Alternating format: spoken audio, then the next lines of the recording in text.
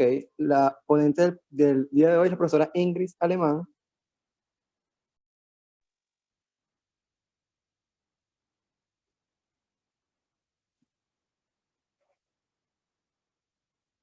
La doctora Ingrid Alemán, licenciada en Biología de la Facultad de Ciencias de la Universidad de los Andes, Mérida, con maestría en Biotecnología de Microorganismos de la Facultad de Ciencias de la ULA, seccional Mérida, con maestría en Bioética de la Facultad de Medicina de la UCB, miembro de la Comisión de Bioética de la Escuela José María Vargas de la UCB. Además, es coordinadora académica de la Escuela de Medicina José María Vargas de la UCB y actualmente jefa de cátedra de Bioquímica de la Escuela José María Vargas de la UCB. Doctora Ingrid, adelante. Muchas gracias. Gracias, Cristian. Buenos días a todos.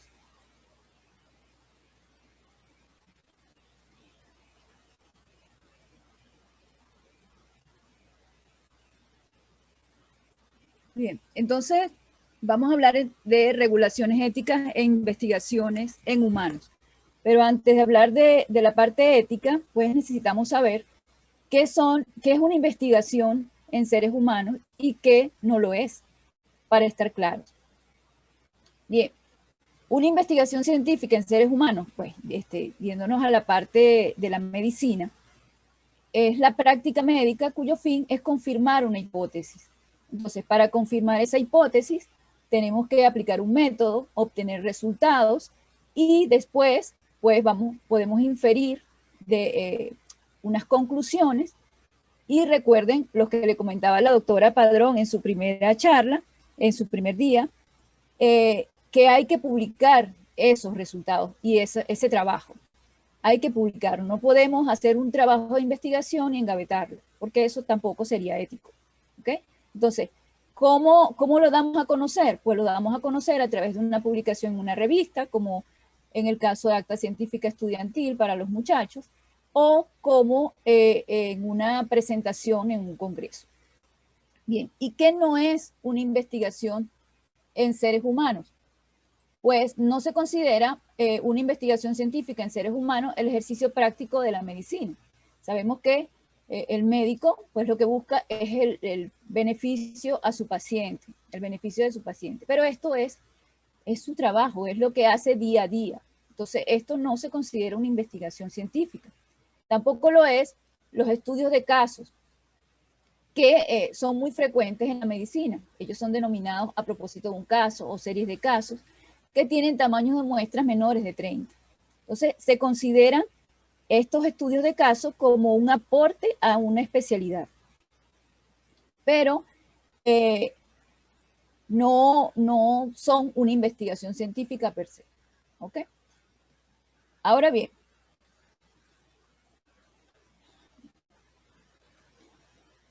en la investigación científica ha pasado por muchas etapas. ¿Sí? La primera de sus etapas se decía que era una investigación clínica fortuita y casual. ¿Qué significa esto? Bueno, que el médico en esa etapa estaba dedicado a su paciente, a buscar el beneficio de su paciente. Y la investigación era simplemente casual. Y cuando se realizaba, pues lo hacían en cadáveres, lo hacían en animales o en personas que estaban a punto de morir. Y entonces, en esta etapa de la investigación, lo que prima es, pues, la beneficencia, ya conociendo ustedes los principios de la ética. En la siguiente etapa, pues empieza así como una curiosidad por investigar, por ir más allá y saber y conocer cómo funciona el cuerpo humano y el organismo en general. Entonces, en esta segunda etapa se dice que solo lo experimentado tiene aplicación clínica, es decir, solo lo validado a través de un experimento tenía una aplicación clínica.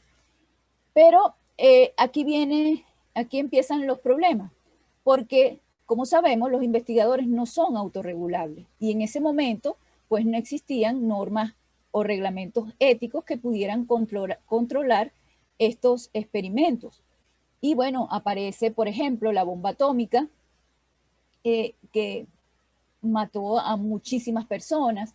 Aparece ocurre la situación en Alemania en la Segunda Guerra Mundial con los nazis, donde médicos practicaron o hicieron experimentos en seres humanos, experimentos que eran muy, muy atroces. Pues. Y después de esa situación, entonces, bueno, cayeron en cuenta que se necesitaban regulaciones. Y posteriormente, entonces, se da comienzo a formar a la ética de investigación en seres humanos.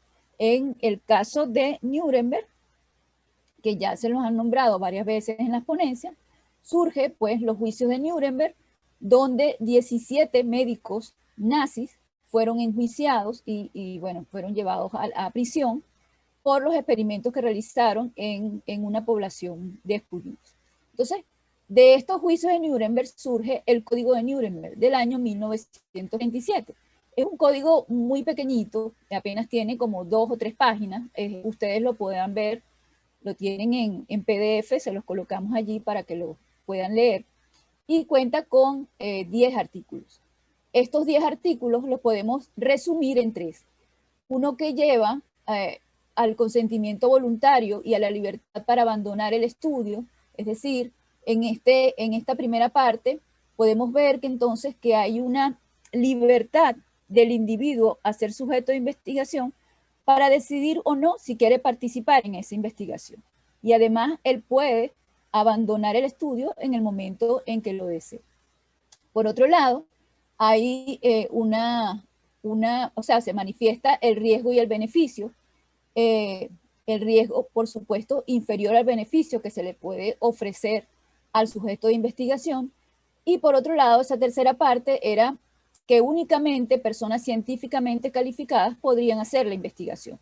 Es decir, yo no pudiera hacer una investigación que trate sobre patologías en piel en niños, puesto que ni soy dermatólogo ni soy pediatra. Es decir, por eso es que cuando se aplica a un proyecto de investigación o se aplica al aval de un proyecto de investigación, tenemos que conocer quiénes son los investigadores que están involucrados, quiénes son los tutores, quiénes son los asesores, y que ellos pues tengan tengan formación en el área en que se va a realizar la investigación. Esto es muy importante.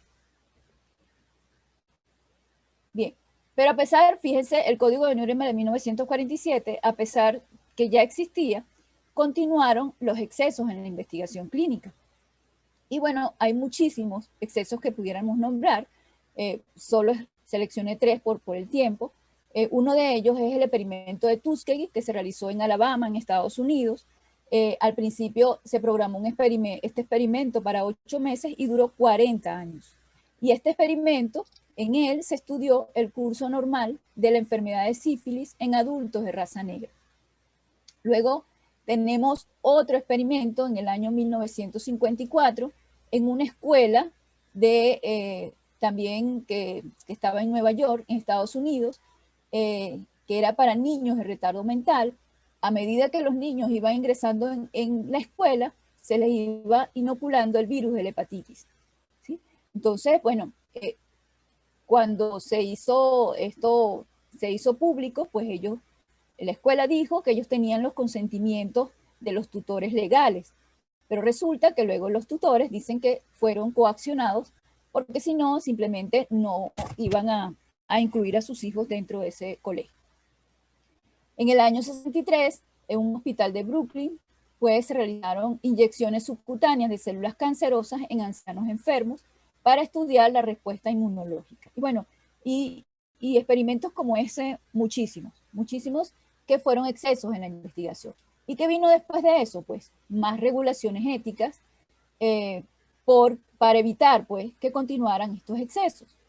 En 1964 surge la Declaración de Helsinki, cuya actualización tenemos en el 2013, en la cual se inserta el diseño en experimentos en animales. Luego también se habla de los riesgos, la proporcionalidad entre riesgos y beneficios. También toca el respeto a los derechos del sujeto, prevaleciendo esto por encima de los de la ciencia y la sociedad.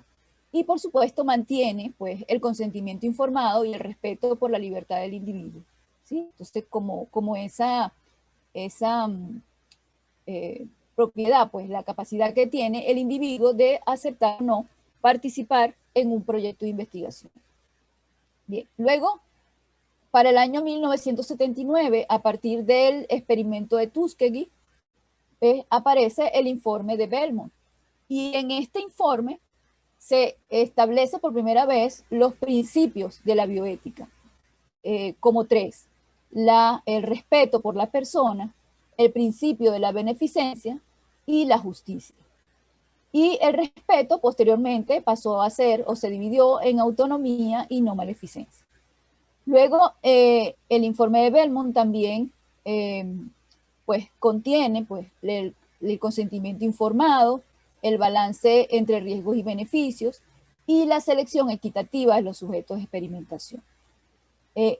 Por primera vez incluye algo que ya les ha nombrado antes la doctora Gladys en su ponencia, las poblaciones vulnerables. Entonces son poblaciones que no tienen como la capacidad de consentir porque tienen de alguna forma comprometida esa capacidad de consentir, como por ejemplo las mujeres embarazadas, los ancianos, las personas con algún problema físico o con algún problema mental, incluso los niños también tienen comprometida esa capacidad de consentir participar en un proyecto de investigación. Sin embargo, bueno, el de los niños vamos a ver después qué es lo que sucede.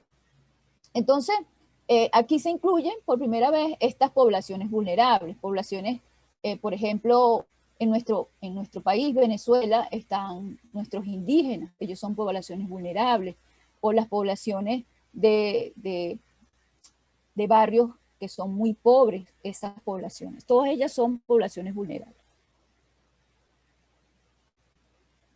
En los años 80, pues surgen las normación de la OPS y OMS, cuya última actualización fue de 2016. Son unas pautas, fíjense, internacionales para la investigación biomédica en seres humanos. Es importantísimo que ustedes las conozcan. Si están trabajando en investigación en seres humanos, es muy importante que ustedes las revisen y las lean. Ustedes las tienen allí, nosotros se las colocamos para que las puedan bajar también. Entonces, en ella se señalan cómo aplicar de forma eficaz los principios éticos que deben regir una investigación en seres humanos. Y toma en cuenta pues, circunstancias socioeconómicas, leyes, reglamentos, disposiciones administrativas y ejecutivas de los diferentes países. Y ya para los 90 surgen unos últimos acuerdos. En el año 97, la Declaración del Consejo de Europa que protege los derechos de las personas. Entre el 97 y el 99, las conferencias de armonización de buenas prácticas médicas a nivel mundial y panamericano. Y ya recuerden que para el año 1990 se inicia el proyecto de genoma humano. Entonces, para el 97 aparece la Declaración Universal sobre el Genoma Humano y los Derechos Humanos de la UNESCO. Ahora bien, yo les traigo esto también porque muchos de ustedes, incluso ya médicos formados, pues utilizan historias médicas para realizar trabajos de investigación. Y es importante que sepan, bueno, que eso está normado, que aparece en el Código de Ontología Médica, en el capítulo 2 de las historias médicas. Entonces tenemos dos artículos. El artículo 185, bueno, que habla del médico que desea hacer un trabajo de investigación en historias médicas, deberá presentar su plan de trabajo al jefe médico, comité de ética o en su defecto a otras instancias responsables de dicha dependencia y solicitar su autorización. Fíjense, por este lado. Por otro lado, si en el artículo 186, si el médico forma parte ya de ese sitio o ese centro asistencial, entonces en el informe de presentación o publicación de su trabajo debe mencionar el servicio a que corresponde y el nombre del médico o jefe responsable. Y si estas historias pues, pertenecen a otro centro asistencial, debe solicitar previamente la autorización escrita de la dirección y del jefe del departamento o servicio a quienes pertenecen pues esos documentos. ¿Okay? Entonces, como ven, para utilizar historias médicas en proyectos de investigación tienen que pedir los permisos necesarios. Bien, ahora hablemos del consentimiento informado, que hemos estado hablando de consentimiento informado desde 1947 en el Código de Nuremberg. Desde ese momento se estableció el consentimiento informado. Y como les decía, pues es una forma de expresar la autonomía del sujeto de investigación. Ahora, esto es importante, fíjense. ¿Por qué aparece el consentimiento informado? Lo vimos, porque habían excesos en investigación y pues se quiere proteger al sujeto de investigación. No estamos protegiendo al médico, bueno, eso vendrá después como que en su defecto. Pero lo primero, lo principal era proteger al sujeto de investigación. Entonces, el consentimiento informado es la aceptación de participar como sujeto de una investigación o en una intervención médica. Recuerden que cuando se realiza una intervención médica o cuando se vaya a realizar una cirugía, por ejemplo, también se debe hacer un consentimiento y la persona firma este consentimiento informado, ¿ok? Pero en este caso estamos hablando de investigación. Entonces, en forma libre, voluntaria y consciente. Esto es importantísimo. Después de haber recibido y comprendido toda la información. Entonces, ¿quién da la información? Pues la información la da el investigador, ¿sí? Y tiene que ser una investigación, una información muy clara, de tal manera, y muy detalle, de tal manera que el sujeto que va a ser sometido a investigación pueda entenderla y pueda aceptar libremente y de forma voluntaria, pues, participar en ese proyecto de investigación. Entonces vamos a ver que para que el consentimiento sea válido, pues necesitamos primero esa información, que la da, como les dije, el investigador. ¿Sí? Y tiene que ser muy clara, con palabras simples, nada de tecnicismo, y con mucho detalle qué es lo que se va a hacer, cómo se va a hacer, dónde, quiénes lo van a hacer, etcétera, que luego vamos a verlo en detalle.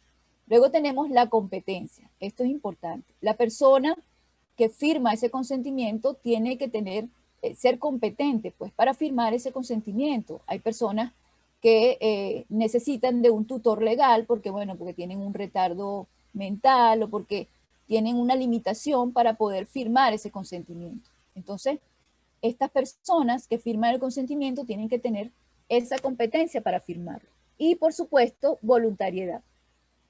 ¿Sí? Nadie debe ser coaccionado, nadie debe ser amenazado de que yo no te voy a tratar si tú no me firmas el consentimiento. Eso no debe ser. ¿Ok? Entonces, si no lo firma, igual ustedes tratan a la persona con lo que tengan que hacer con ella. ¿Sí? Pero él no, lo que está negado es a participar en el proyecto de investigación. Ahora, yo les traigo acá pues como una guía de pasos que seguimos para llevar a cabo ese consentimiento. Entonces, primero tenemos la información clara, en detalle, que les da el investigador al sujeto de investigación. Luego, el investigador comprueba si se ha comprendido esa información. ¿Y cómo comprueba esto? A través de preguntas. Entonces, le hago preguntas para saber si esa persona ha entendido todo lo que está expresado en ese consentimiento. Luego se resuelven las dudas, si las hay, se deja un tiempo para la reflexión y que esta persona pueda tomar su decisión, sea la que sea, ¿ok? Y en caso de querer participar pues en la investigación, él firma el documento, al igual que lo firma el investigador y también lo firma un testigo, uno o dos testigos. ¿Sí? Bien, ahora, ¿cuál es la información que tiene que estar contenida en ese consentimiento informado? Pues relacionada con investigación, ¿cuál es la finalidad de esa investigación? ¿Sí? Luego, los responsables, ¿quiénes son los investigadores que van a participar en esa investigación? Y si esos investigadores tienen una formación, una capacitación, recuerden otra vez lo que les decía, pues tienen que tener experticia en el área en que se va a realizar esa investigación. luego el lugar donde se va a realizar la investigación y cuál es el destino de la muestra que vamos a tomar. Los riesgos y beneficios. ¿Cuáles son los beneficios esperados? ¿Cuáles son los posibles inconvenientes o riesgos que se puedan presentar durante ese proceso? Y la posibilidad de nuevos contactos. Puede ser que ustedes necesiten no una muestra, sino 2 muestras. Entonces tienen que estar claros de que van a tomar una segunda muestra, en cuánto tiempo y etcétera, ¿no? Fíjense, lo de los riesgos es importante. Muchísimas veces no colocamos los riesgos en un consentimiento informado porque suponemos que no los hay. Pero si yo les digo, vamos a realizar un trabajo tomando una biopsia en la parte interior del muslo, entonces a veces colocan, bueno, no va a suceder nada, solo va a producir un pequeño dolor, y eso se va a mejorar durante tantos días, o sea, va a ser muy rápido, o sea, un riesgo así como muy minimizado. Pero ¿qué pasa si la persona es de tercera edad? Pues les estamos desmejorando su movilidad, por ejemplo, o si la persona tiene problemas vasculares. Entonces ahí también estamos ocasionando un problema, ¿sí? O incluso, como es un sitio que está en esa zona, pues específicamente podemos, esta zona es muy propensa a infecciones. Entonces tenemos que colocar todos esos riesgos que pueden estar allí en ese procedimiento. Bien, por otro lado tenemos los derechos. Ya habíamos dicho que el sujeto de investigación tiene la libertad de participar o no, o retirarse en el momento que lo desee. Puede ser que al principio firmó el consentimiento, pero posteriormente decide no continuar. Él tiene derecho a retirarse en el momento que él lo quiere. Y la no participación, como les dije, pues no supondrá ningún perjuicio. No deben haber amenazas, no debe haber presión por parte del investigador. Y cuando se realizan estudios de genética, ellos tienen derecho también a conocer sus datos genéticos. Y en cuanto a garantía, pues hablamos principalmente de la confiabilidad de esos datos, de los datos de la persona, de su nombre, de su rostro, si en algún caso necesitan alguna fotografía, o de las personas incluso que van a tener acceso a esos datos. Y el lenguaje, como les dije, tiene que ser un lenguaje accesible al sujeto participante y con una explicación clara. Fíjense, en el caso de nuestros indígenas, incluso estos consentimientos son traducidos por la figura principal de la tribu, que normalmente es el chamán. Entonces, son traducidos para que el sujeto que va a participar en esa investigación pueda entender lo que se le está diciendo en ese consentimiento. O sea, es importante que se entienda la información para que él, pues, pueda decidir de forma libre. ¿Cuál es el contenido en sí que tiene que contener ese consentimiento? Pues, al principio colocamos una invitación. Una invitación, vamos a ver si se conecta acá. Una invitación como por ejemplo esta. Nosotros, estudiantes de medicina de la Universidad Central de Venezuela, de la Escuela José María Vargas, bueno, si es el caso, le invitamos a participar en el proyecto titulado Fulanito de Tal. O sea, una pequeña invitación a participar en esa investigación. Luego damos toda la información necesaria. ¿Quiénes son los investigadores? ¿Cuál es la justificación para realizar ese proyecto? Los riesgos y beneficios, ya saben, sin subestimar los riesgos, cuál es la responsabilidad que tienen esos investigadores o el proyecto en sí para con las personas que van a ser sujetos de investigación, cuál es el procedimiento, se ha explicado de una forma clara y en detalle de lo que se va a hacer, el tiempo de participación que va a tener esa persona, la libertad que tiene ella de participar o retirarse en el momento que lo desee. Eso tiene que estar expresado allí también en ese consentimiento, el compromiso de la confidencialidad de sus datos y finalmente ustedes tienen que comprobar que toda esa información se ha entendido. Entonces hay un testimonio de comprensión y solvencia de dudas, que también es un párrafo como este, por ejemplo. He leído la información proporcionada o se me ha sido leída, he tenido la oportunidad de hacer preguntas sobre ella y se me ha contestado satisfactoriamente. Consiento voluntariamente participar en esta investigación y entiendo que tengo el derecho de retirarme de la investigación en cualquier momento sin que me afecte de ninguna manera mi cuidado médico. Entonces, acá tenemos la firma ya del participante y debajo de ella, pues, la firma de los investigadores y de los testigos. Fíjense cómo fue el orden. Es decir, yo di toda la información y posteriormente el sujeto firma. Hay consentimientos, pues que normalmente esto es lo que revisamos más a fondo y lo que más tiene errores cuando se aplica al aval en la Comisión de Bioética. Hay consentimientos donde desde el principio dice yo, fulanito de tal, consiento a participar, o sea, de forma en una investigación, o sea, lo hacen como al revés.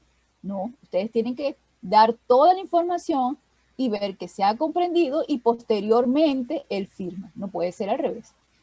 Y bien, bueno, acá les había dicho ya que tiene la firma del sujeto, la firma del investigador y la firma de él o los testigos. Ahora bien, ¿qué sucede con estas personas que no tienen la capacidad de consentir? Por ejemplo, en caso de incapacitados legalmente, tienen un tutor legal, que es el que firma ese consentimiento informado.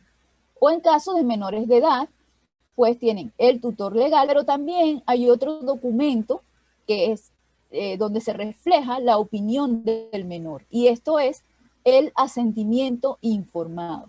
¿Ok?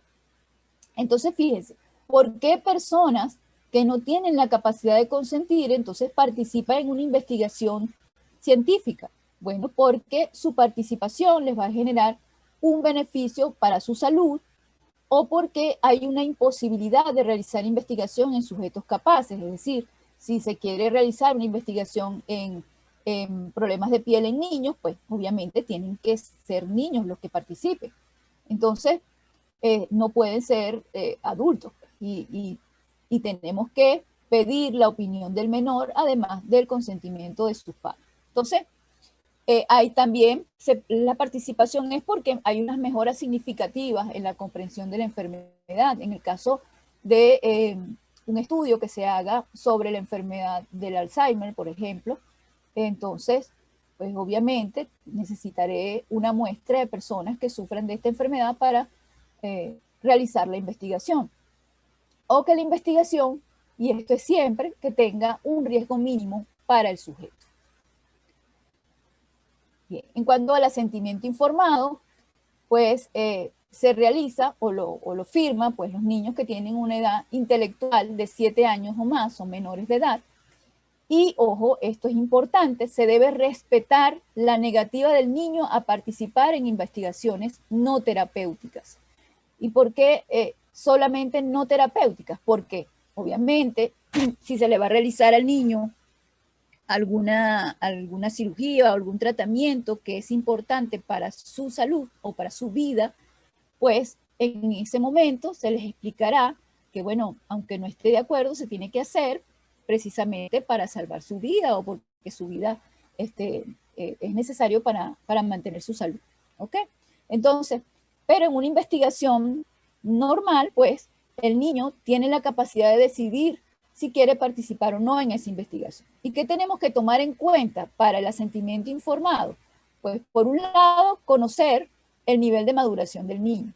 Hay niños que tienen 7 años y parecen de 9, y hay niños que tienen 9 años y parecen de 7. Entonces nosotros tenemos que conocer realmente cuál es el nivel de maduración, porque una vez que le demos toda esa información, tenemos que ver si ese niño tuvo la capacidad de entender todo lo que le dijimos.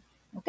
Entonces, informar con un lenguaje amable, adaptado a su nivel de maduración. Y fíjense, la información que está en un consentimiento informado, en un asentimiento informado, es la que está en un consentimiento, solo que pues está adaptada al nivel del niño. ¿Sí? Entonces a veces se hacen hasta dibujos para que el niño pueda entender todo eso que está allí expresado. Evaluar si se comprendió esa información pues esto simplemente igual como en el caso anterior, con preguntas, pues preguntándole al niño qué fue lo que entendió y los factores que influyen en su respuesta. Y pedirle que exprese su aceptación o rechazo, por supuesto, siempre nosotros dispuestos a que vamos a respetar si el niño niega participar en la investigación, a pesar que los padres hayan firmado el consentimiento. Esto es importante. O sea, los padres firman el consentimiento, pero el niño no está de acuerdo, yo tengo que respetar pues la opinión de ese niño. Y hacerle conocer, como ya les dije antes, cuando el procedimiento o tratamiento es indispensable a pesar de su opinión. Bien, ahora ya la doctora Padrón les había comentado cómo obtener el aval, en el caso de ella, del CENAVI, ¿ok? Y bueno, les habló un poco del aval de bioética y lo que es una comisión de bioética. Ahora bien, en el caso de la Escuela de Medicina José María Vargas, es importante, primero lo resaltado acá en este cuadro en amarillo. ¿Y por qué lo resalto? Porque nos ha pasado muchísimas veces. El proyecto debe ser evaluado previo a su ejecución por la Comisión de Bioética. Esto es muy importante, jóvenes, porque muchas veces nos han llegado trabajos que ya tienen resultados, trabajos que hasta conclusiones, trabajos finalizados, para que nosotros los revisemos. ¿Qué sucede? No tiene sentido, porque precisamente vemos pues si todos los aspectos éticos están incluidos en ese trabajo, vemos si el consentimiento informado está bien redactado, ¿sí? Acorde con todo lo que le acabo de decir. Y bueno, si hay un asentimiento informado, si hay encuestas, si las preguntas que están en esa encuesta son suficientes o están en exceso, de acuerdo a la investigación que vayan a realizar, eso lo tenemos que corregir. Entonces, no tiene sentido que envíen un proyecto de investigación ya finalizado. Tiene que ser previo a su ejecución. Una vez que la comisión lo revisa y le manda las correcciones, los investigadores hacen las correcciones, la envían nuevamente, revisamos que están todas las correcciones realizadas y en el momento en que ya esté todo listo, o sea, estén todas realizadas, pues damos nuestro aval. Y en ese momento ustedes comienzan a ejecutar su proyecto de investigación o su trabajo de investigación. Ahora bien, ¿qué deben consignar ante la Secretaría de la Comisión de Bioética de la Escuela Vargas? Por este correo, bioeticavargas2013@gmail, deben enviar el anteproyecto a corregir, el consentimiento informado. Recuerden que no en todos los casos hay consentimiento informado. El asentimiento informado sí lo tienen también. Las encuestas, si también hay encuestas en ese caso.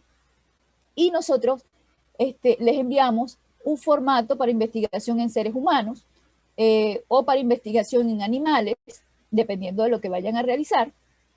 Y en este formato deben colocar quiénes son los investigadores responsables.